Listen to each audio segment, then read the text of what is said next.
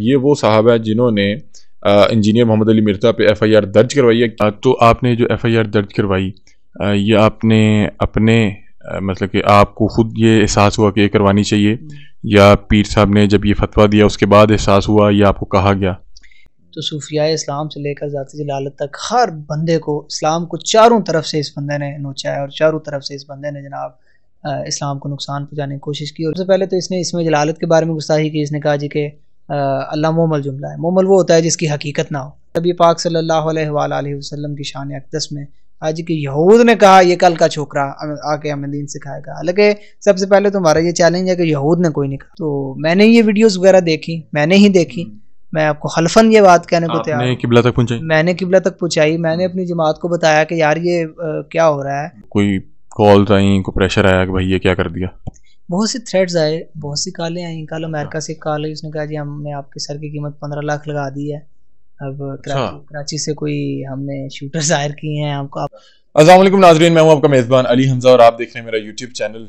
नाजरीन, आपने social media पर वीडियोस देखी होंगी कि इंजीनियर मोहम्मद अली मिर्ज़ा जो कि अक्सर सोशल मीडिया पे ज़ेरे बहस रहते हैं, उन पर जो है पीर मोहम्मद अफजल कादरी साहब ने एक फतवा लगाया और फिर उसके बाद हमने देखा कि इंजीनियर मोहम्मद अली मिर्ज़ा पर एक एफआईआर भी दर्ज हो जाती है। मेरे साथ मौजूद हैं हुमैर अली कादरी साहब। ये वो साहब है जिन्होंने इंजीनियर मोहम्मद अली मिर्ज़ा पे एफआईआर दर्ज करवाई है। क्या मामला बना, क्या उनके साथ मामला थे कि यह बात एफआईआर तक पहुँच गई, और एफआईआर दर्ज कराने के बाद क्या मामला हैं, कोई कॉल्स आई हैं, ये हुमैर भाई से जानते हैं। अस्सलाम वालेकुम। वालेकुम सलाम। हुमैर भाई कैसे हैं आप? अल्हम्दुलिल्लाह।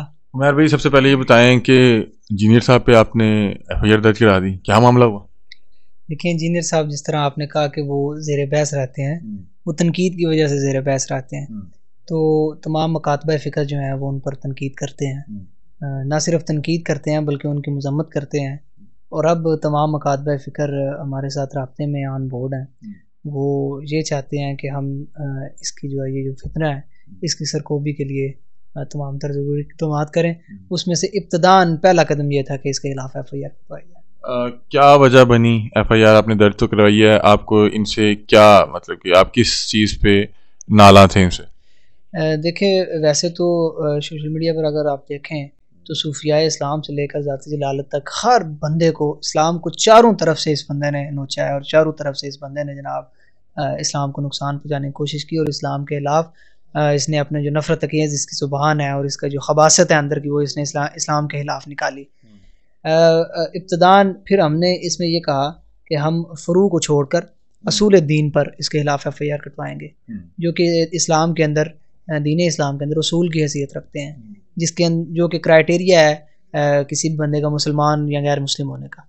तो उसमें सबसे पहले तो इसने इसमें जलालत के बारे में गुस्ताखी की। इसने कहा जी कि अल्लाह मोमल जुमला है। मोमल वो होता है जिसकी हकीकत ना हो। अब मुझे बताएं कि वो रब्बे कायनात जिसने तमाम जहानों को पैदा किया, ये उसकी हकीकत को ख़त्म कर रहा है और कह रहे हैं। मुहम्मल का अगर थोड़ा बता दें हम मुझे। मुहम्मल उस लफ्ज़ को कहते हैं जो बेमाना हो, जिसकी अहमियत ही ना हो, जिसकी हकीकत ना हो। जिस तरह आपको मिसाल के तौर पर कोई बंदा कहे आए जी पानी शानी पी लें, तो पानी की तो हकीकत है, लेकिन जो लफ्ज़ शानी है ये मोमल है, इसकी हकीकत कोई नहीं, यानी इसका सिरे से वजूद ही कोई नहीं। अल्लाह ताला के अल्लाह ताला जो कि वाजिबुल वजूद हस्ती है, उसके बारे में ये कह रहे हैं कि उसकी हकीकत ही कोई नहीं। अब ये सिर्फ गुस्ताखी और सिर्फ कुफर है ज़ात जलालत के बारे में। फिर आगे चलें तो इसने नबी पाक सल्लल्लाहु अलैहि वसल्लम की शान अक़दस में आज की यहूद ने कहा ये कल का छोकरा आके हमें दीन सिखाएगा। हालांकि सबसे पहले तो हमारा ये चैलेंज है कि यहूद ने कोई नहीं कहा, बिल्कुल कतई तौर पर यहूद ने नहीं ये कहा कि कल का छोकरा। अगर कहा है तो ये अपना लफ्ज़ दिखाए हमें कि यहूद ने कहाँ कहा है कल का छोकरा। तो ये मुल्ज़िम मज़कूरा का अपना लफ्ज़ है, इस मुजरिम का अपना लफ्ज़ है जो कि नबी पाक सल्लल्लाहु अलैहि वसल्लम की शान में ऐसी गुस्ताखी है जिस पर 295C का न सिर्फ इतलाक़ होता है बल्कि इंशाअल्लाह अज़ीज़ हमारे जो मुअज़्ज़ज़ जज साहिबान हैं वो इस पर सज़ाएँ भी देंगे। अच्छा, मुझे बताएं कि जो आपने दो चार चीज़ें बताई हैं ये एक अरसे से सोशल मीडिया पर ज़ेरे बहस तो रहती हैं, अभी आपने एफआईआर क्यों दर्ज करवाई? जी मैं आपको बताता हूँ कि मीडिया के ऊपर अगर आप देखें तो दिन ब दिन इसका फितना ज़ोर पकड़ता जा रहा है। दिन ब दिन नौजवान नस्ल टीनेजर जो हैं जिनके ना पुख्ता ज़हन है, जो कि ना पुख्तगी के साथ उनके ज़हन जो कि दीन को समझ नहीं है, जिन दीन का जो क्राइटेरिया है उसको समझने के काबिल नहीं है। इसकी वजह दीन से दूरी और दीन के साथ उस तरह वाबस्तगी ना होना है। उस वजह से वो इसका शिकार होते जा रहे हैं।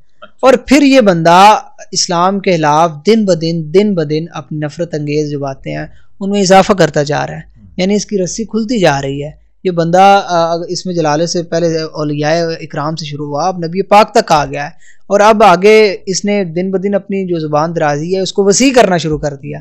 पहले तो उलमा का ख्याल ये था कि ये एक फितना है और अपने वक़्त को ये ख़त्म हो जाएगा, अपने वक़्त को ये अख्ताम पजीर हो जाएगा।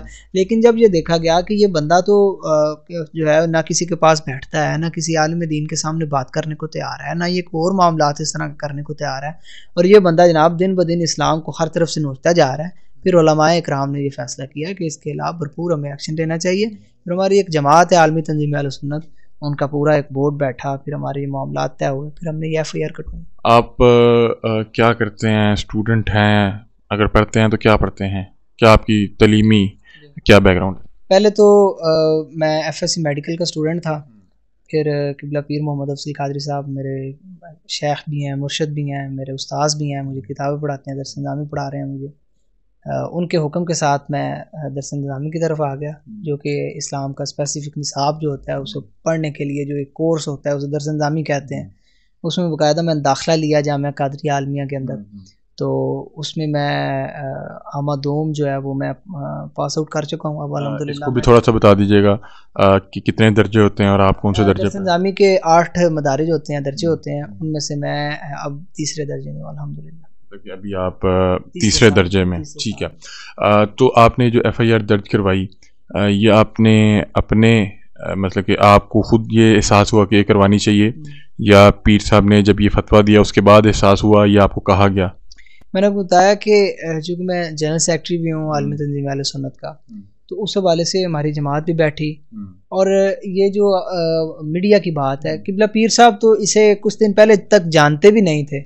जानने वाले से मैं ये बात कर रहा हूँ कि जानते तो थे, लेकिन वो इसे इग्नोर करते थे, मीडिया उन्होंने इसकी शक्ल तक नहीं देखी हुई थी। तो चूँकि आपको पता है कि नौजवान नस्ल आजकल सोशल मीडिया पर काफ़ी एक्टिव है, तो मैंने ये वीडियोस वगैरह देखी, मैंने ही देखी, मैं आपको हल्फन ये बात कहने को तैयार हूं, किबला तक पहुंचाई, मैंने किबला तक पहुंचाई, मैंने अपनी जमात को बताया कि यार ये क्या हो रहा है, फिर जमात ने उस पर अल्हम्दुलिल्लाह एक्शन लिया। और मतलब कि जो पीर अफजल कादरी साहब हैं उन तक आपने ये उन तक वीडियोस आपने थी, उन तक मालूमात भी थी सारी, लेकिन उन तक मैंने फिर मौसर वीडियोस के जरिए मैंने भी, मेरे दोस्त अखबाब भी हैं, और एविडेंस के तौर पर पेश, एविडेंस के तौर पर, और भी हमारे बहुत से अखबाब हैं जिन्हें पीर साहब को ये चीज़ बताई, और फिर मैंने भी दिखाई, फिर हमारा अल्हम्दुलिल्लाह इजलास बैठा, फिर हमारे फैसले हुए। अभी क्या दफात लगी हैं आप लोगों ने, मतलब जो पर्चा करवाया, FIR दर्ज करवाई है, अभी कौन सी दफात हैं इस FIR में? इब्तिदान तो हुकाम के साथ हम राब्ते में थे, तो उनके कहने पर सबसे पहले तो पंजाब मैनेजमेंट एक्ट 1960 से हम हुर्फ़-ए-आम में 16 MPO कहते हैं। 16 MPO किसी भी शख्स पर उस वक़्त लगाया जाता है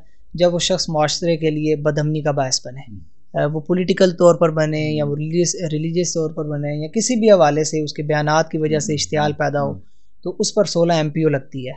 इब्तदान इस पे ये लगी है, इसकी बेल भी जो है वो हाई कोर्ट से लेनी पड़ती है। मतलब बेल हो जाती है? बेल होती नहीं, अगर हाई कोर्ट की जज साहिबान रिकमेंड करें तो वो हो जाती है, लेकिन एडमिनिस्ट्रेशन जो इंतज़ामिया ज़िले की होती है, मिसाल के तौर पर मैंने अब FIR जेलम के अंदर जा करवाई है, इसके मुतलका थाने के अंदर, तो वो जेलम की जो एडमिनिस्ट्रेशन है, DPO साहब हैं, DC साहब हैं, उनकी रिकमेंडेशन पर इसकी तौसीब भी हो सकती है और ख़त्म भी हो सकती है। अच्छा, आपने जब ये FIR दर्ज करवाई, क्योंकि इंजीनियर साहब भी सोशल मीडिया पे उन्हें बहुत से लोग फॉलो भी करते हैं, देखते भी हैं, तो कोई कॉल्स आई, कोई प्रेशर आया कि भाई ये क्या कर दिया?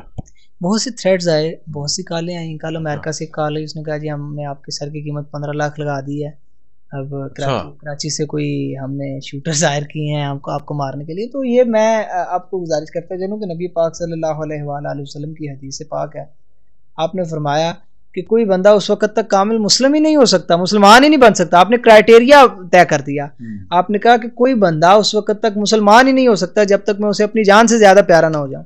तो ये नबी पाक की नमूज़ का मसला है, ये आपके दीन की हिफाजत का मसला है, ये औलिया और जो सूफिया इस्लाम है, ये उनके पहुँचाए हुए दीन की हिफाजत का मसला है। तो इसके लिए हम हर जो मुश्किल है उसके साथ नबर आज़मा होने के लिए तैयार हैं। और बाकी अल्हम्दुलिल्लाह हमारी इंतज़ामिया जो है, मकामी इंतज़ामिया, वो अल्हम्दुलिल्लाह हमारे साथ ऑन बोर्ड है, ऑन पेज है, और वो हमारे साथ अल्हम्दुलिल्लाह ताउन कर रही है इस हवाले से भी।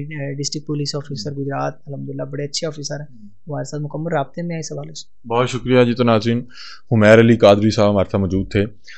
ये वो साहब हैं जिन्होंने इंजीनियर मोहम्मद अली मिर्ज़ा पर FIR दर्ज करवाई है और बता रहे हैं कि मैं दरस निज़ामी कर रहा हूँ पीर मोहम्मद अफजल कादरी साहब के दरसगाह में। और अभी ये दरस निज़ामी के भाई बता रहे थे कि 8 दर्जे हैं, ये अभी तीसरे दर्जे पे हैं। और क्या सोचते हैं, क्या ख्यालात रखते हैं और FIR दर्ज करवाने के बाद किस तरह की हालात का सामना करना पड़ा है, उस पर रोशनी फरमा रहे थे। अपनी राय से कमेंट सेक्शन में ज़रूर आगाह कीजिएगा। तब तक के लिए अपने मेज़बान अली हमदा को दीजिए इजाज़त। अल्लाह हाफ़िज़।